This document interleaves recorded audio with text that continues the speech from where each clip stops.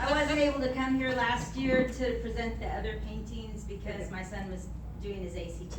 So it's nice to be here finally this year. And this is a painting. Laquita said I need a bridge because the VFW and the VFW auxiliary works really hard to bridge the gap and help our veterans.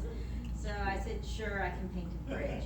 But I think Ivo wanted me to tell you, many, many years ago, I did a 9/11 piece, and I got a random call from the White House that I thought was a prank call, but it turned out it wasn't. And I'm like, you know, my phone number's unlisted, and the lady's like, well, we are the White House. Yeah, good point. And so, anyways, they purchased my 9/11 piece and had it on display in the White House for the rest of George W. Bush's term, which was like 6 years. And then I got another phone call. So, thank you. And then I got another phone call from the White House. I did get a letter from President Bush. That's in a little frame in my living room. But I got another call, and they said that the piece was being moved to the Smithsonian National Collection Museum. And I said, okay, thank you. And the lady's like, if you're not excited, I guess I'm excited enough about it for both of us. And I'm like, no, this is great. But it didn't sink in because you don't really think of your stuff being at the Smithsonian. So 3 days later, when I woke up, I literally screamed, the Smithsonian!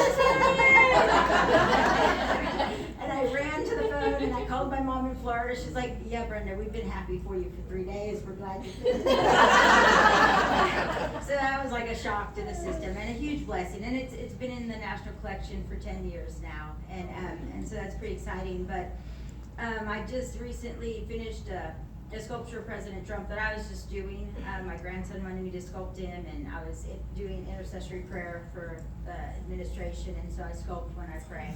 And so I finished it, and like 2 days later, or the next day, I get this, text message, sign the birthday card for the president. I'm like, what?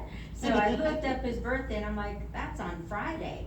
And so anyways, I called Kyletta at the GOP office. I'm vice chair of Pittsburgh County Republicans. So I called the state office and I said, I'm about to unveil this sculpture of President Trump for his birthday. The gallery wants to do it, but I was thinking since it's political, you might want to do it. And she said, oh yeah, we can do that. And then she calls me back. She says, why don't we do it on Tuesday? And I'm like, well, my husband's off on Friday, and Friday's the president's birthday. I want to do it for his birthday. And so then she called me back again. She said the GOP really wants to do it on Tuesday to kick off his announcement. So that was like really cool. The National Republican Committee asked me to unveil my sculpture on Tuesday prior to the president's bid for re-election to kick off his campaign, which is like pretty amazing to me because I just sculpted it because my grandson wanted me to. So that was kind of cool. So that just happened Tuesday, and Laquita and Iva came, and I know you were trying to come, but you were really, really far away.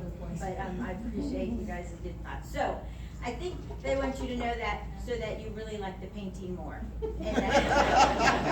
And she gets to draw. To get the painting, you had to get 10 new members. Only people who got 10 new members are in the drawing for this painting. Because we're short. We're going to stand up. Yeah, we don't want you, because in case they draw mine, because I did sign up 11, I'm just saying. Okay.